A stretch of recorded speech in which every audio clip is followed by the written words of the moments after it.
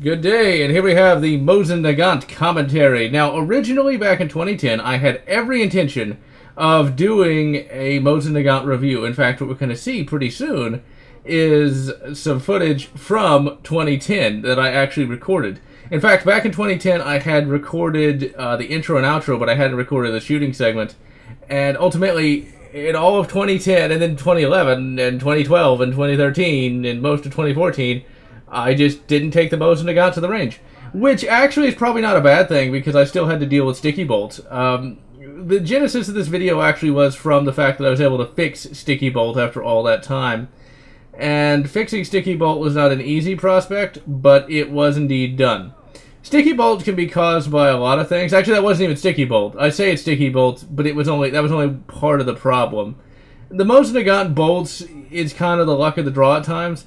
Sometimes you can get a really good one, sometimes you can get a really bad one. Mine wasn't really bad. It just needed a little bit of work. What I had to do is I had to clean the chamber out of Cosmoline, because there's always Cosmoline. And then I needed to lightly file down the bolt face, and that was it. And it works perfectly. But one thing you should also keep in mind, if you've got a Mosin and it doesn't cycle appropriately, is it can indeed be the ammo. That's something I learned somewhat recently, actually.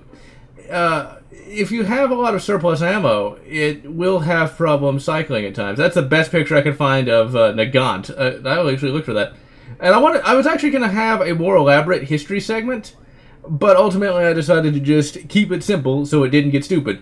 Once again, there still is no intro, because this is the very second gun review done. I even was going to go so far as to have like some stock footage that I saw on YouTube of the Mosin Nagant being manufactured, but ultimately I just stuck with what I had. A lot of these images just come from Wikipedia, actually. But yeah, this was going to be a new styled gun review where I would actually cover the history of a certain gun. Now, some guns don't even have any easily accessible history, which is kind of annoying, but the Mosin Nagant, being as popular as it is, does have a good degree of history. And what's interesting is it looks like the one on the right, I didn't notice this, uses a Mannlicher style loading system, which is somewhat interesting. A lot of these pictures, once again, just come from like Google image search and stuff like that. That's a very nice looking Mosin Nagant.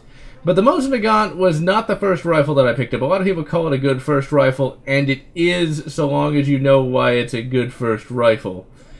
It's a good first rifle because you can learn a lot with it, as I did. Oh, here's some footage from 2010. This was recorded in 2010, ladies and gentlemen. This was not recorded in 2014. And that actually can be evidenced by the fact that there's a little bag on the right. That's actually where I had a costume that I used in one video and then never again. Of course, you can see that I still had that monitor. That Dell monitor. I'm using that Dell monitor now. I'm still rocking that monitor because the Dell monitor works. But the Mosin Nagant here has not changed, even to this day. I saw no reason to change it. I mean, that scope mount, as you can see, is very, very solid. I actually got that scope mount and scope for about, I think, $70.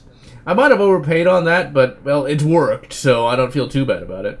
I got that around the same time I got the Mosin, actually. I picked up the Mosin back in 2008, and I got that a few months later. Really, the whole rifle back then was extraordinarily cheap, even with that.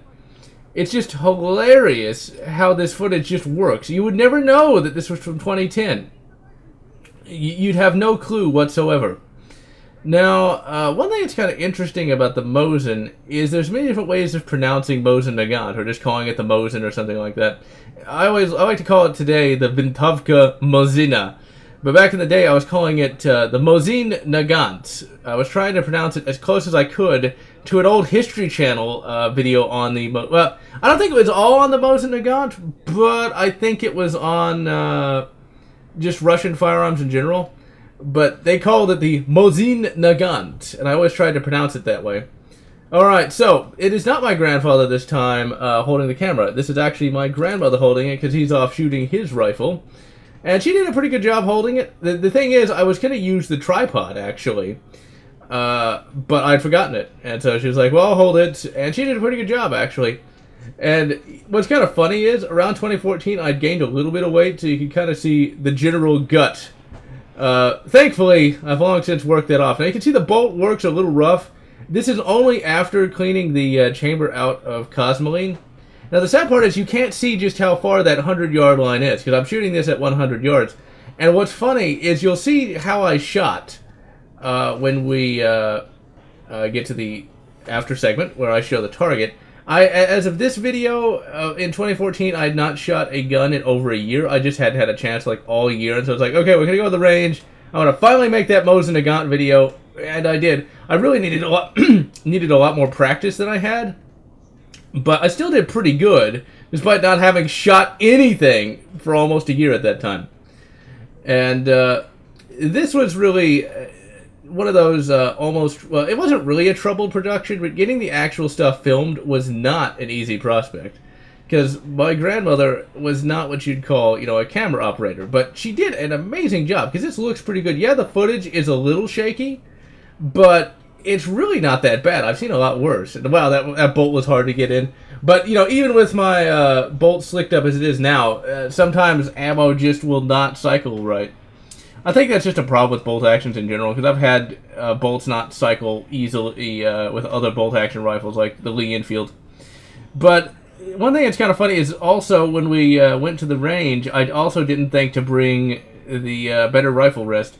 So we had to use the range rifle rest, which isn't a bad rifle rest, but this range that we're shooting at has been seen in a number of videos. Now you can see how far 100 yards is, because damn is that far, ladies and gentlemen. That is bloody far. I can't, with those old glasses, I could barely see the target all the way out there. And so, see, that isn't the best of shots. Also, for those who are wondering, that was actually not surplus ammo. That was actually factory-loaded Brown Bear ammo. But that's not the best of shots. But remember, I hadn't shot in a year, and I could barely see. Now that I've got new glasses and practiced a lot more, I should be able to do a little bit better when I re-review the Mosin at some point in the future. You can also see I'm still rocking the old glasses. I'll be rocking those up until just this year, I think. But the Mosin Nagant is still one of my favorite rifles. You know, these days some people will call it a garbage rod. They'll call it the moist nugget. Ugh.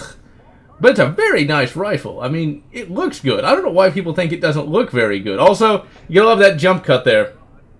Also, why am I outside? Because I wanted to do it differently.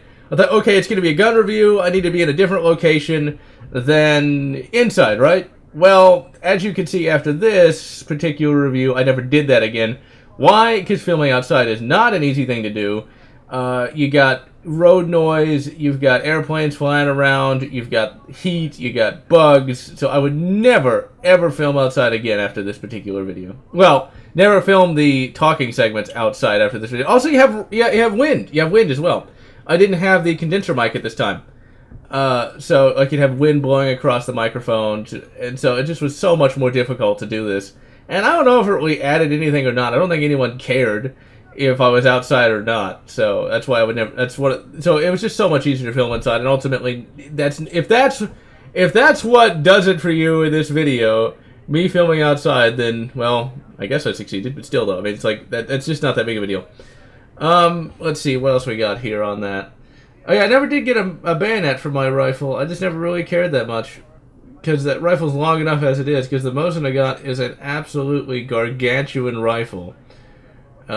It's what's kind of funny is fitting that into a car. I mean, that thing sticks out like you wouldn't bloody believe, and it is pretty heavy too. I will say that. But ultimately, it's a very fun rifle to shoot, although it will beat your shoulder up a bit. And I think calling it a garbage rod is not very fair, as it is a very accurate and a very reliable rifle.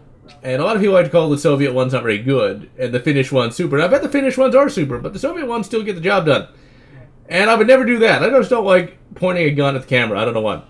And so ultimately, I'm GeneralLotz. I'm going to wish you good, Mosin Nagant, or whatever makes you happy.